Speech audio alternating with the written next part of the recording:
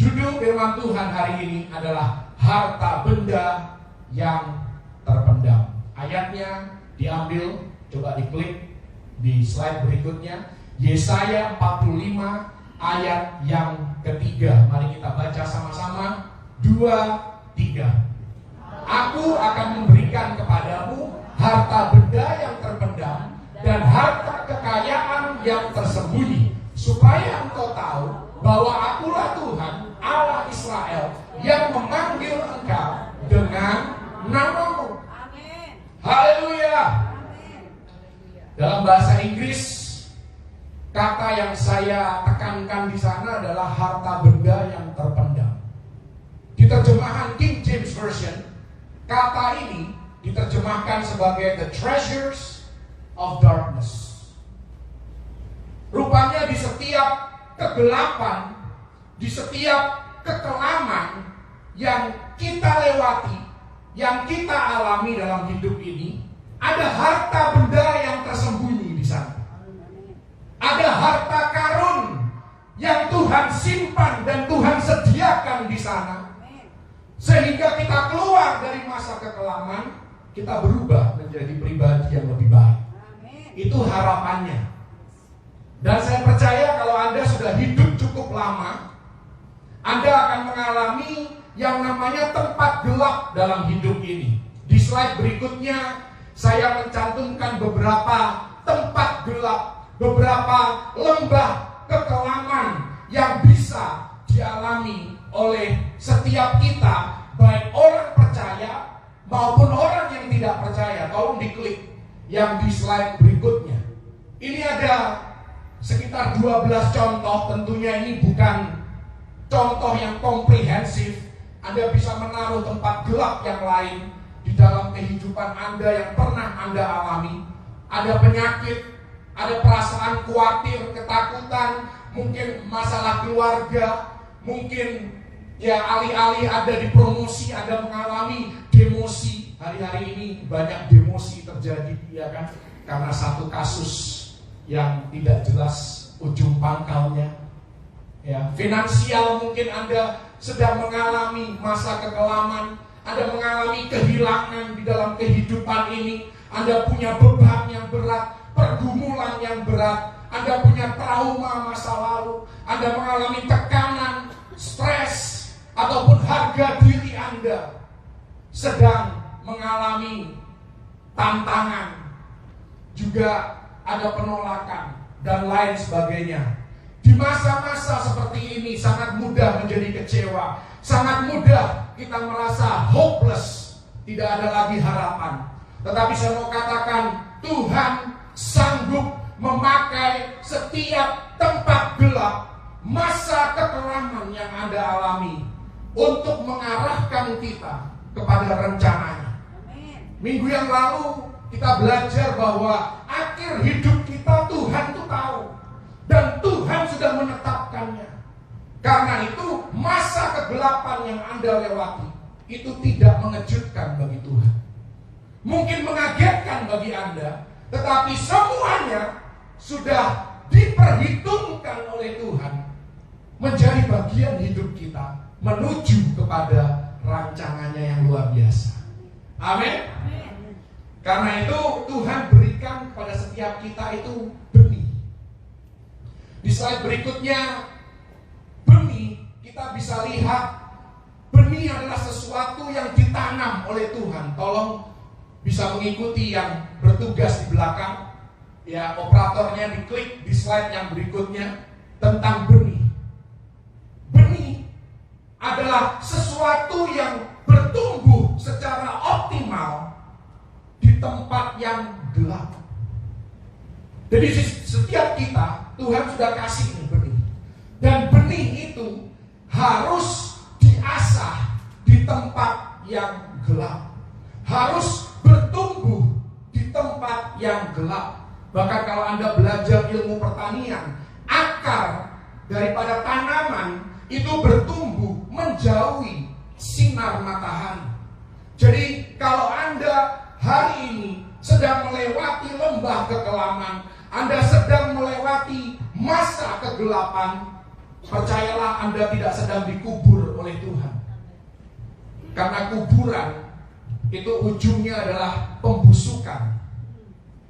Tetapi Anda sedang ditanam oleh Tuhan supaya Anda bisa bertumbuh. Amin. Apa itu benih? Di slide yang berikutnya, coba diklik.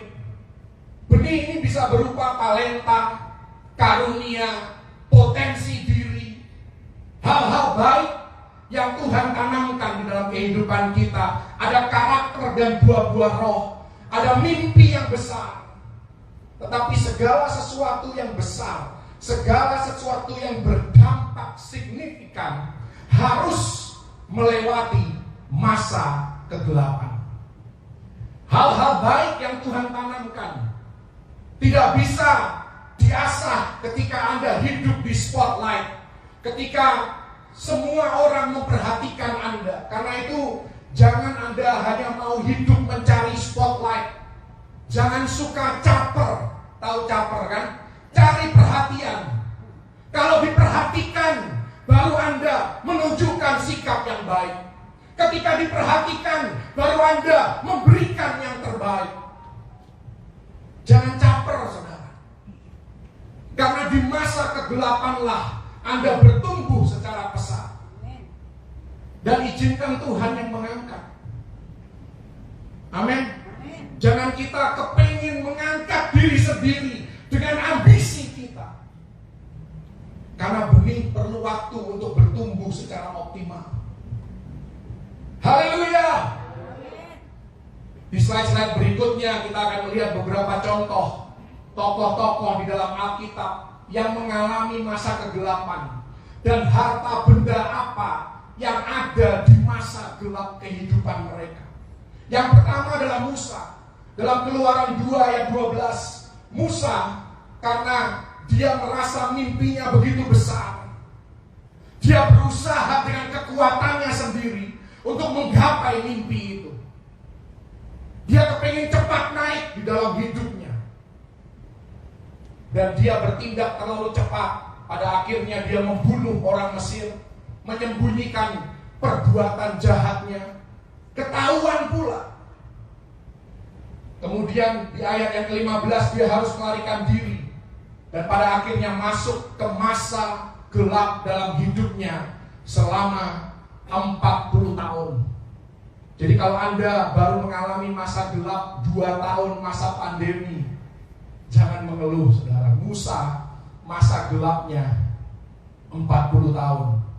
Memang umurnya sampai 120 tahun sih. Jadi ini cuma sepertiga dari hidupnya. Tetapi Anda dan saya pun dikasih jatah 120 tahun oleh Tuhan. Siapa suruh Anda percaya saya cukup hidup 70-80 tahun? Salah baca ayat Anda. Salah percaya ayat Anda. Karena jatahnya 120 tahun minimal. Haleluya. Jadi kalau Anda masih usia 60 tahun sekarang, saya bilang masih 60 tahun, baru separuh jalan hidup Anda. Jangan cepet-cepet mau cium tanah. Haleluya. Apa harta benda yang ada di tempat gelap kehidupan Musa? Coba diklik. Ada minimal 2 hal. Di tempat gelap Musa, dia dilatih untuk menjadi sabar. Dia dilatih untuk hidup sederhana. Dari kemewahan istana Mesir, tiba-tiba dia harus belajar kesederhanaan padang gurun. Tetapi itu harta benda. Kenapa? Karena Musa yang tadinya mudah marah, cepat emosi, sekarang dia menjadi orang yang paling lemah lembut. Haleluya. Jadi ada harta benda di tempat gelap kehidupan kita, kalau kita mau mengikuti prosesnya Tuhan. Karena itu kalau Anda sedang ada di tempat gelap, jangan buru-buru mau nyalakan lampu. Haleluya. Harta benda yang kedua dalam kehidupan Musa adalah Tuhan tidak mau Anda dan saya bergantung kepada kepiawaian diri kita sendiri. Karena Tuhan tidak terkesan dengan talenta kita. Oh, dengan talenta kita bisa berguna bagi kerajaan surga. Tapi kalau Anda sudah mulai memuliakan diri sendiri, Anda sudah mulai merasa hebat sendiri, nggak ada gunanya Anda. Tuhan bisa cari orang lain yang mungkin talentanya nggak seberapa, dan Tuhan bisa mengangkat dia karena dia punya kerendahan hati. Dan selalu memberikan segala kemuliaan hanya bagi Tuhan. So, saya mau katakan bagi anak muda di tempat ini, seringkali anak muda kan nggak ngerti bahasa Indonesia. Saya mau ngomong dalam bahasa Inggris. God is not impressed with your talent. God is impressed with your faithfulness. Tuhan itu terkesan dengan kesetiaan kita, bukan dengan talenta kita. Haleluya. Tepuk tangan dong buat Tuhan. Haleluya. Karena itu bertekunlah. Haleluya. Contoh yang kedua, ada seorang di Alkitab. Coba diklik di slide berikutnya. Namanya Esther. Esther ini lama sekali hidup di masa kegelapan. Karena di ayat yang ke-7 dari Esther pasal yang kedua, dia seorang yatim piatu. Yatim piatu kecenderungannya dia dilupakan, diabaikan, kesepian dalam hidupnya. Dia punya seorang pengasuh namanya Mordekai. Ini sepupunya ya. Ayat yang kelima dikatakan pengasuhnya pun adalah seorang buangan. Tetapi kalau Anda punya kerendahan hati, Anda terus setia, Anda belajar apa sih harta benda di tempat gelap kehidupanku. Dan Esther belajar itu. Akhirnya Tuhan mengangkat dia. Jadi tidak peduli latar belakang Anda. Mungkin Anda datang dari kota yang bahkan tidak ada di peta Indonesia. Tetapi kalau Tuhan mau pakai Anda, Tuhan mau angkat Anda, Tuhan punya cara. Gak usah Anda berusaha menonjol-nonjolkan diri sendiri. Tuhan bisa pakai kehidupan Anda. Amin. Apa harta benda dalam tempat gelap Esther? Coba diklik. Dan bukan kebetulan kitab Esther adalah satu-satunya kitab di Alkitab yang tidak menyebutkan nama Tuhan atau Allah. Tidak ada. Kenapa? Karena Tuhan bekerja di balik layar. Tuhan bekerja di tempat dalam tanda kutip kegelapan. Dia tidak harus kelihatan semua orang. Haleluya. Jangan merasa terancam kalau Anda kontribusinya tidak diketahui oleh banyak orang. Anda bisa bayangkan yang bertugas operator ini sekarang nggak kelihatan kan orangnya, nggak kelihatan. Tapi kalau nggak ada operator di depan ini, saudara, Anda nyanyi pun bingung, ya kan, cari HP, cari contekan. Orangnya nggak kelihatan. Tapi jangan takut, Tuhan melihat.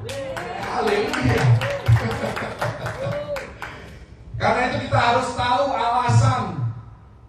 Kenapa sih Tuhan kasih aku talenta tertentu? Pakai talenta itu untuk kemuliaan Tuhan. Harta benda dalam tempat gelap Esther, dia belajar selama dia menanti dalam hidupnya, dia belajar untuk taat kepada Mordekai pengasuhnya. Dia belajar untuk menundukkan dirinya di bawah otoritas yang Tuhan sudah percayakan dalam hidupnya. Dia belajar untuk tidak lupa diri. Karena itu kita juga tidak boleh lupa diri, saudara. Kalau Tuhan sudah memberkati kita, jangan lupa diri. Jangan lupa pada orang-orang yang selama ini ketika kita masih timpang, ketika kita masih cacat, mereka membopong kita, mereka mensupport kita. Jangan lupakan kebaikan orang-orang seperti itu. Amin. Tempat yang gelap adalah tempat persiapan untuk dipakai oleh Tuhan. Esther harus dilatih selama 1 tahun sebelum dia menghadap raja, menggantikan posisi Ratu Wasti. Ya, seringkali Ratu Wasti ini mendapatkan pemberitaan yang buruk dari para pengkhotbah karena dianggap Ratu Wasti ini seorang pemberontak kepada pemimpin. Tapi kalau Anda mengerti apa yang diminta raja untuk dilakukan oleh Ratu Wasti pada waktu itu, Anda akan mengerti dan Anda akan lebih simpatis. Anda tahu kenapa Ratu Wasti memberontak kepada Raja Ahasiweros?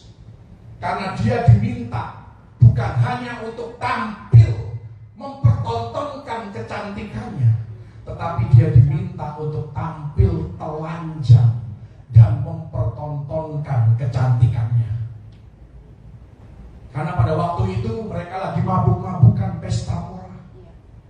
Ratu Wasti diminta, pakailah mahkotamu dan keluarlah, pertontonkan keindahanmu. Memang tidak ditulis secara eksplisit di Alkitab, Anda harus belajar dari sumber-sumber sejarah. Ratu Wasti melawan karena dia disuruh tampil telanjang di depan semua pemuka-pemuka kerajaan pada waktu itu. Jadi Anda sekarang lebih simpatis kan kepada Ratu Wasti kan?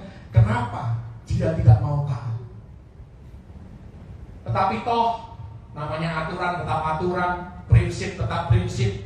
Terkadang memang pahit hidup ini, ya kan? Lagi sialnya bukan sial lah, dari kacamata orang percaya ini adalah divine arrangement. Ini adalah pekerjaan ilahi yang kita tidak bisa mengerti. Ratu Wasti tersingkir, muncullah Esther untuk menyelamatkan bangsa Israel dari kepunahan pada zaman itu. Haleluya! Itu hanya bonus cerita bagi Anda, saudara, supaya Anda mengerti konteksnya. Ya, jangan semena-mena menghakimi Ratu Wasti. Ini nih contoh orang yang tidak taat kepada pemimpin. Tidak bisa Anda ngomong seperti itu. Anda harus tahu dulu kenapa dia tidak taat. Kenapa dia tidak mau tunduk kepada perintah raja. Haleluya. Puji Tuhan. Contoh yang ketiga, ada seorang tokoh Alkitab namanya Elia. Kita tahu Elia kan manusia biasa seperti Anda dan saya, kata Yakobus 5, ya kan? Tetapi dia dipakai Tuhan secara luar biasa. Sekalipun demikian, 1 Raja-Raja 19 ayat yang keempat, dia mengalami depresi hingga ingin mati. Ini terjadi setelah dia mengalami mujizat Tuhan secara luar biasa. Dia malah stres, dia depresi karena dikejar-kejar oleh orang yang namanya Isabel. Orang-orang yang nyebelin, saudara, ya. Bahkan di ayat yang ke-10 dikatakan Elia mengalami ketakutan yang akut. Sangat ketakutan. Tetapi di masa kegelapan Elia ada harta benda di sana. Coba diklik. Harta benda dalam tempat gelap Elia. Yang pertama, dia merasakan kedekatan Tuhan. Karena dikatakan Tuhan tidak ada di dalam gempa. Gempa itu kan jauh di sana. Tuhan tidak ada di dalam angin badai. Tuhan tidak ada di dalam api. Tetapi Tuhan ada di dalam angin sepoi-sepoi basah. Itu artinya Tuhan itu sangat dekat.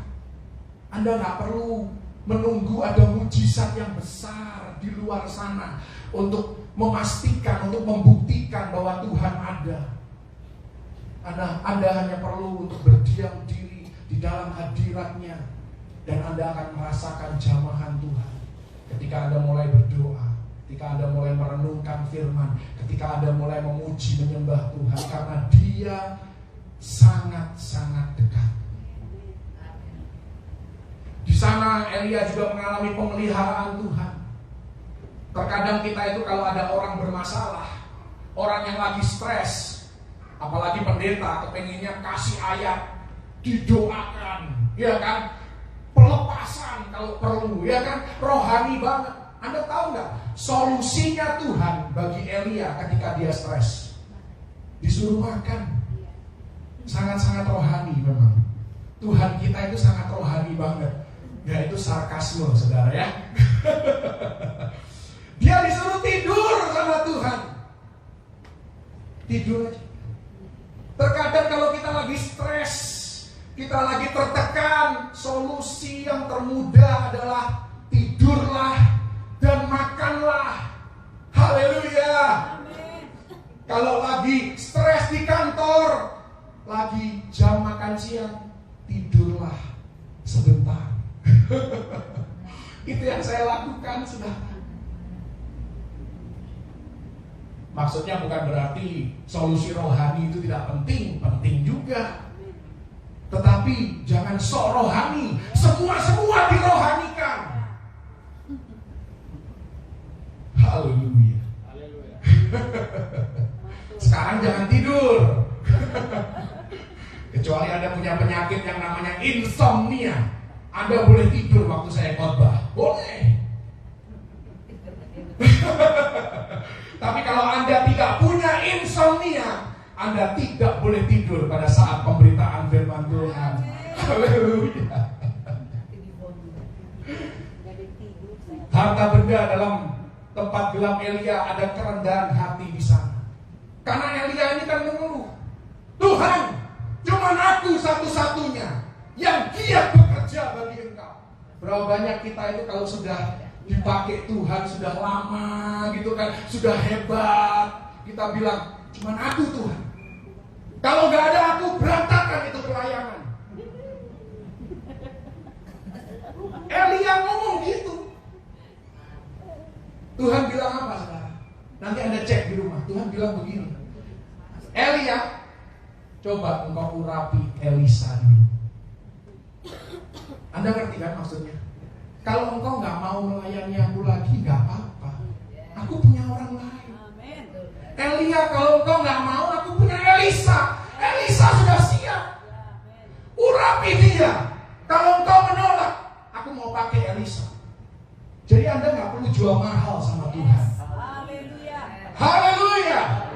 Sekali lagi saya mau katakan, Tuhan tidak terkesan dengan talenta Anda, sehebat apapun Anda. Haleluya. Selamat datang di Mount Hermon yang khotbahnya tidak enak didengar memang saudara. Tapi itu harta benda di tempat gelap. Jangan lewatkan harta benda ini saudara. Haleluya. Contoh berikutnya, sudah banyak yang membenci saya. Contoh berikutnya namanya Daud. 2 Samuel 11 ayat 4. Daud menghamili istri orang. Ini luar biasa Daud ini saudara ya. Ayat yang ke-17, bukan hanya dia hamili istrinya, suaminya dia suruh bunuh. Keterlaluan ini Daud ya. Dan selama 1 tahun, Anda pikir Mazmur 51 itu ditulis setelah Nabi Nathan datang ya menegur dia langsung? Enggak, Nabi Nathan datangnya enggak langsung. 1 tahun Tuhan kasih kesempatan buat Daud untuk bertobat atas inisiatifnya sendiri. Dan selama 1 tahun Daud tidak bertobat, dan dia tetap menyimpan perkara ini. Dia hidup dengan rasa malu, dia hidup dengan rasa tertuduh, dia hidup dengan rasa bersalah. Baru setahun kemudian Nabi Nathan datang tegur Raja Daud.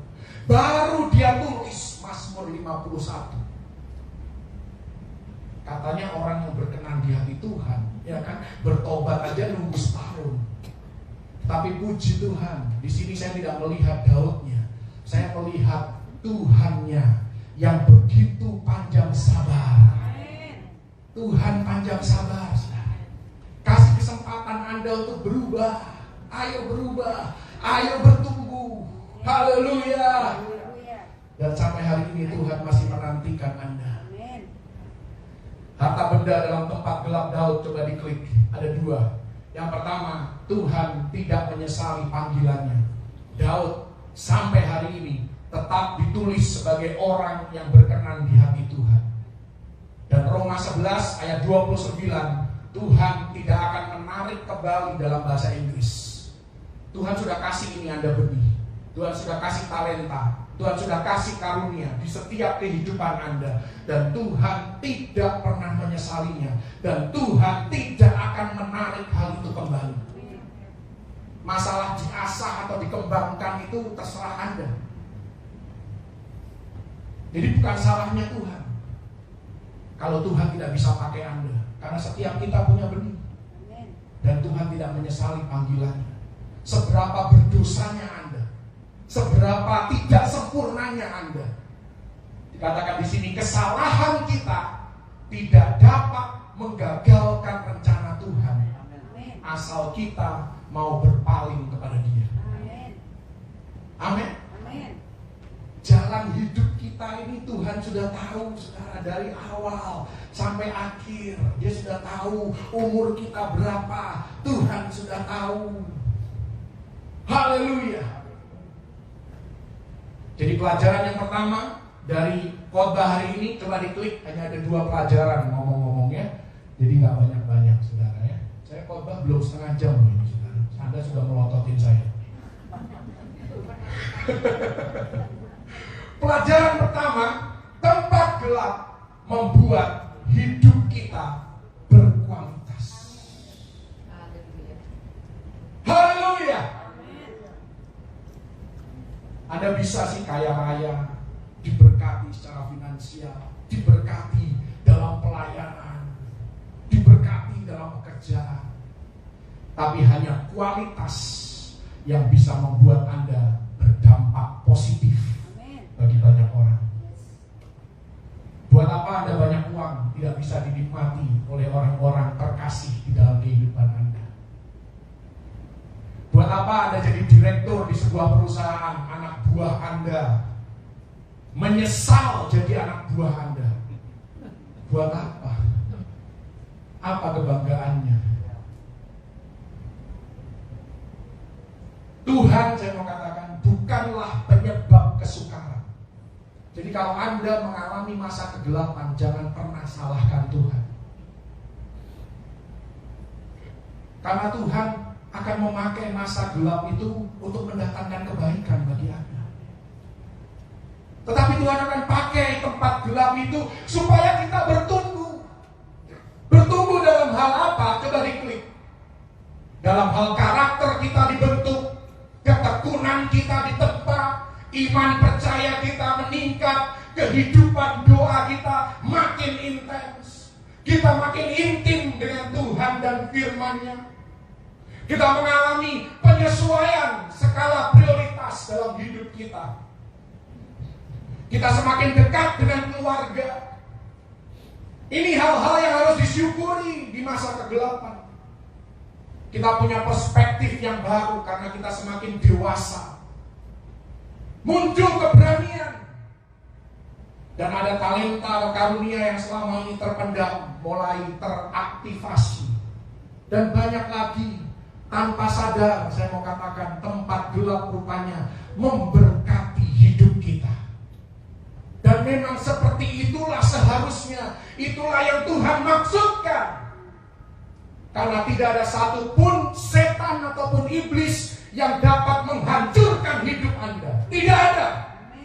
Karena roh yang di dalam kita lebih besar daripada apapun yang ada di luar, di dunia sana. Amin. Kecuali Anda buka celah.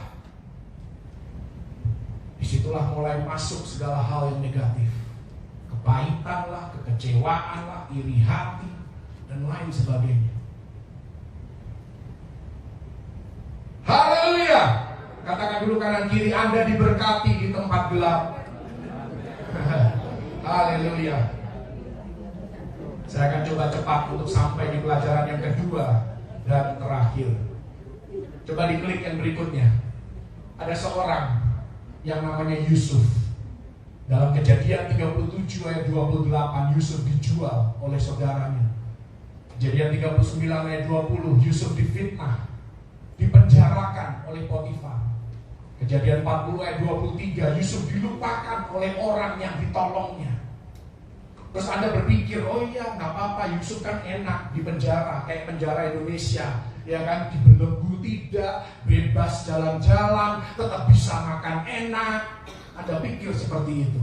Tetapi Mazmur 105 ayat 18 dikatakan bahwa Yusuf kakinya diimpit dengan belenggu. Artinya dia tidak bebas bergerak. Lehernya masuk ke dalam besi. Gak enak, tidak nyaman, saudara. Jangan pikir penjara Mesir seperti penjara Indonesia yang sangat nyaman. Anda bisa besuk setiap hari. Karena saya pernah, bukan saya ngalami masuk penjara, saya pernah membesuk orang di penjara.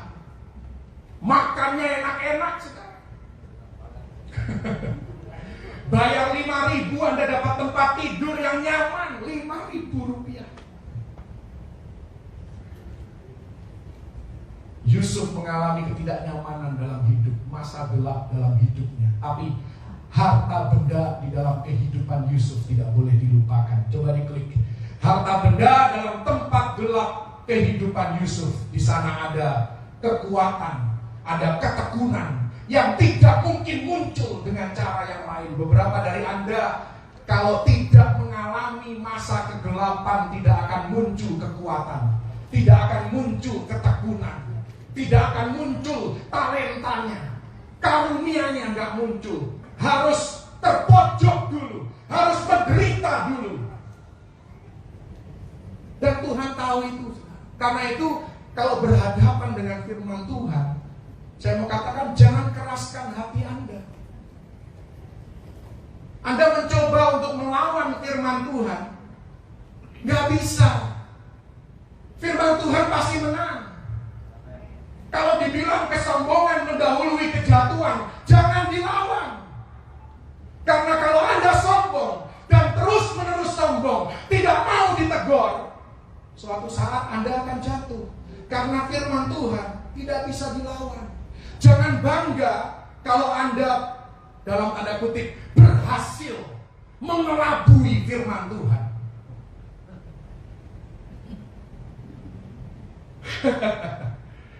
Karena Anda tidak pernah tahu apa yang Anda tabur hari ini, nuainya kapan itu Anda nggak tahu.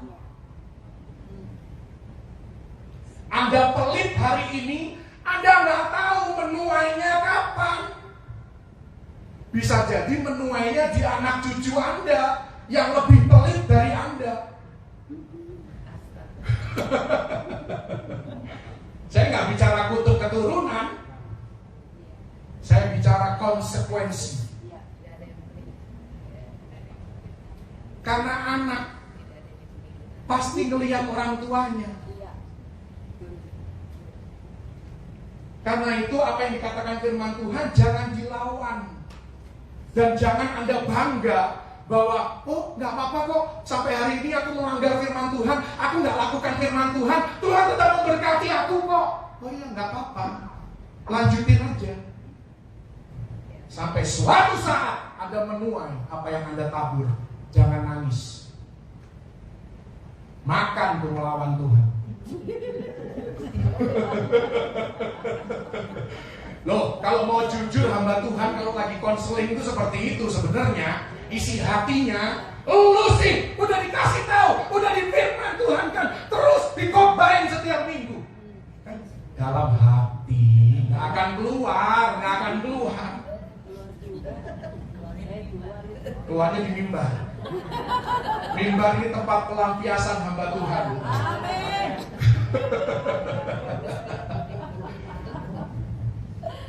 Jangan bangga kalau Anda bisa melawan firman Tuhan dan kelihatannya Anda baik-baik saja sampai hari ini. Karena perlu waktu untuk menuai apa yang Anda tabur. Anda orang tua yang pelit, Anda bilang sama anak Anda, enak, kamu jangan pelit ya kayak mami, kayak dedi. Ya kamu harus murah hati. Sepintar-pintarnya Anda mengolah perkataan Anda, anak Anda cuman akan ngomong begini, mama sama dedi aja kayak gitu. Kenapa lu nggak lakuin? Cuman ngomong doang. Nggak ngomong, si anak nggak akan ngomong. Sebagai anak Anda harusnya berterima kasih kepada saya, karena saya mengungkapkan isi hati Anda.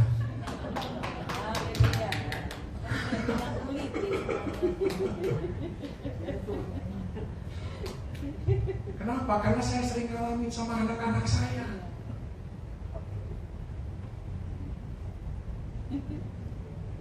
Itulah berkat kalau punya anak pintar, saudara. Mereka ingat segala kesalahan Anda.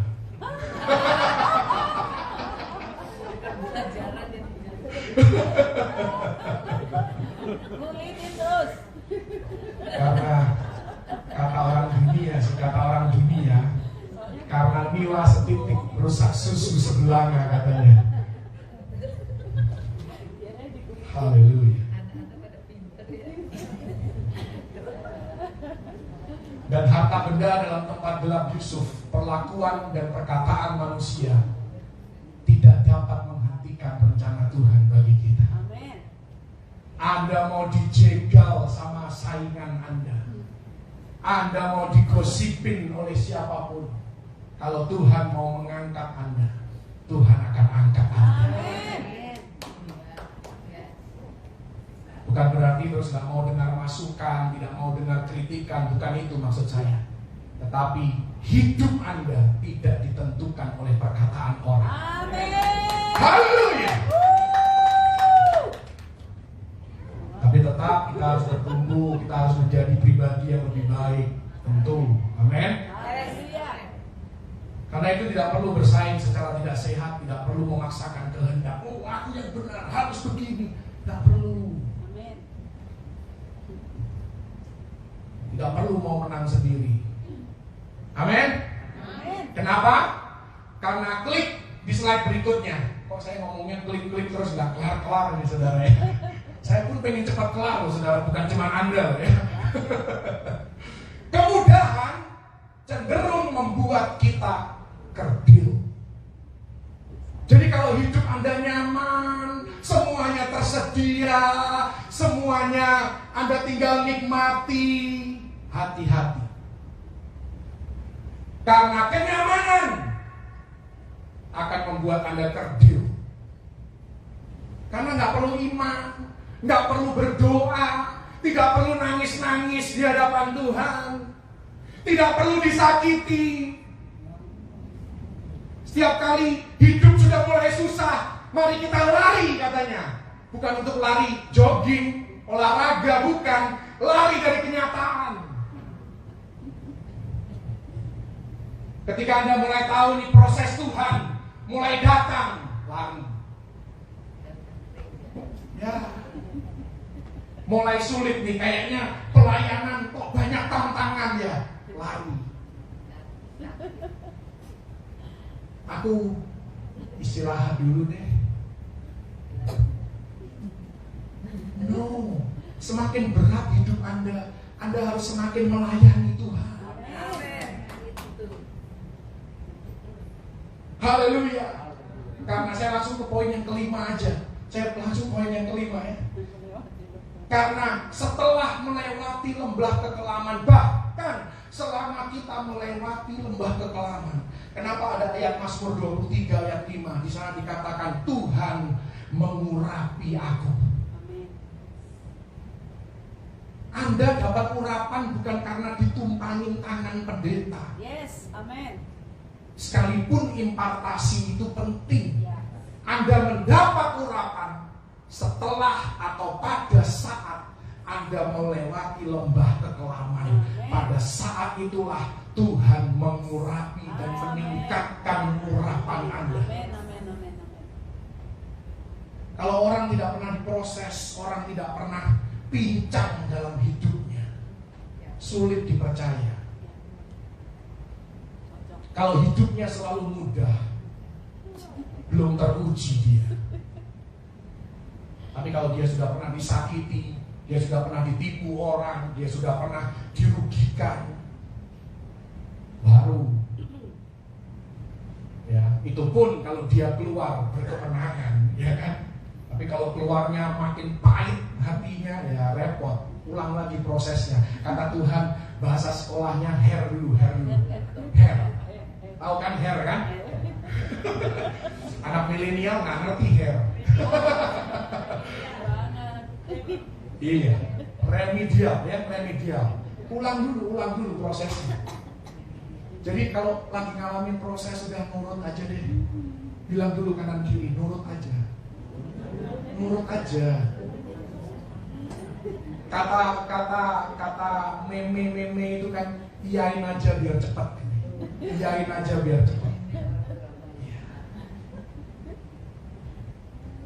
Haleluya. Beneran saya sudah kelamaan ini, saudara. Dikit lagi. Coba diklik. Ini ada 3 burung. Saya sudah pernah khotbahin 3 burung ini, saudara. Ini burung ada di Selandia Baru. Emu, ostrich atau burung unta, ada juga kiwi. 3 burung. Namanya burung itu kan bisa terbang dong. Ini enggak. Ini 3 burung ini nggak bisa terbang. Ya boleh lah diganti ayam ya. Tapi dilahirkan sebagai burung. Kenapa nggak bisa terbang? Bukan karena gemuk. Banyak burung yang gemuk bisa terbang.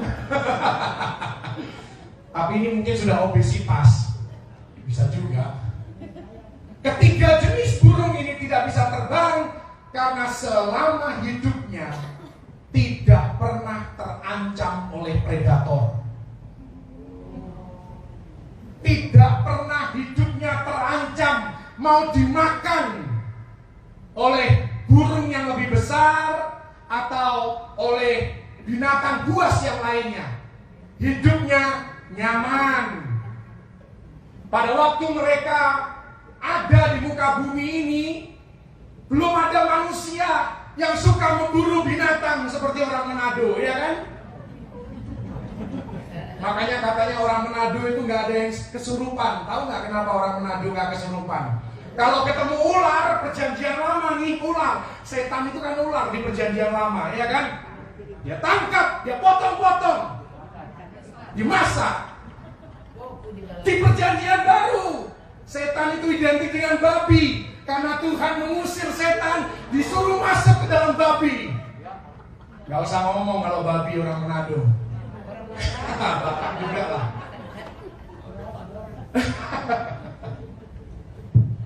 Tapi kembali lagi poinnya, 3 burung ini hidupnya nyaman. Lama-kelamaan gak bisa terbang. Jadi kalau hidup Anda nyaman terus, gak pernah ada tantangan, tidak pernah ada cobaan, tidak pernah ada ujian, tidak pernah melewati krisis, hati-hati, Anda semua ini Raja Wali. Jangan-jangan Raja Wali yang tidak bisa terbang. Kalau mau lihat ayam di Pulau Mas 2D nomor 8.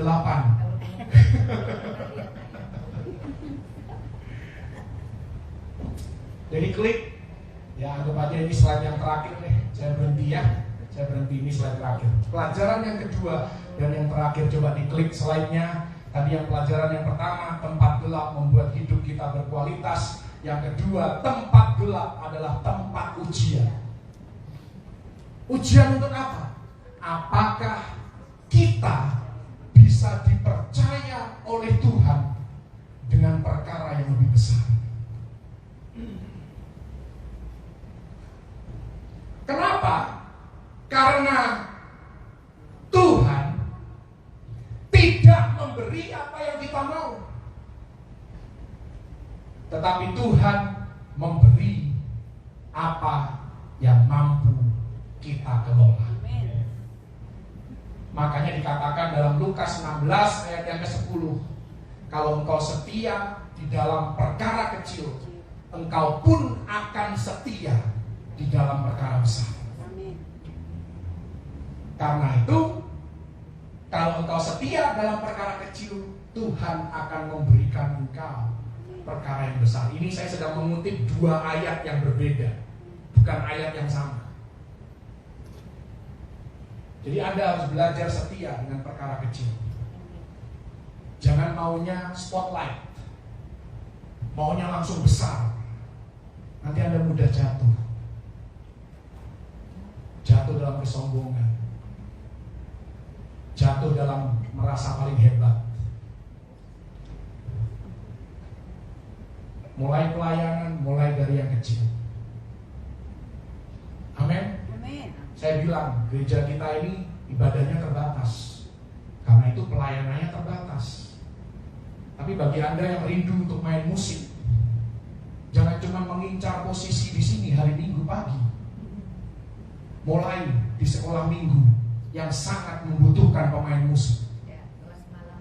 Doa semalaman sangat membutuhkan pemain musik. Saya tadi pagi ngobrol, karena saya dengar istrinya Carter lagi tidak enak badan. Saya tidak mendoakan, cuman saya lagi ngobrol sama istri lagi makan pagi. Bagaimana kalau Carter sakit? Saya nggak mendoakan ya, Ter ya. Ya, dia kan memang tidak enak badan kemarin, ya kan. Kalau dia sakit di puncak, siapa yang main musik? Kita harus cari pemain musik, ya kan, repot. Siapa yang akan meneruskan? Siapa yang bisa menggantikan? Anda jangan nunggu waktunya, oh ya nanti tunggu deh. Hanya di ibadah raya aku mau pimpin pujian. Hanya di ibadah raya aku mau jadi singer. No, mulai dari tempat yang tidak terlihat. Diuji dulu, ya kan? Haleluya. Jangan ngomong, oh kalau mau Hermon nggak mau, nggak apa-apa. Masih banyak gereja lain. Ya terserah Anda sih. Berarti Anda tidak mau diproses. Itu aja kesimpulan saya. Kurang keras nggak saya ngomong?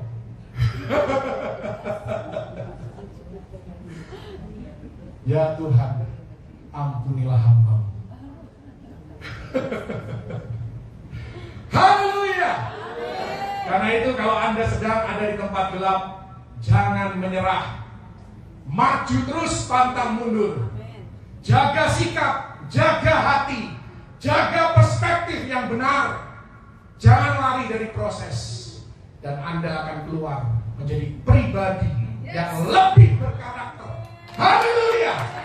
Berikan tepuk tangan bagi Tuhan kita. Tuhan Yesus memberkati.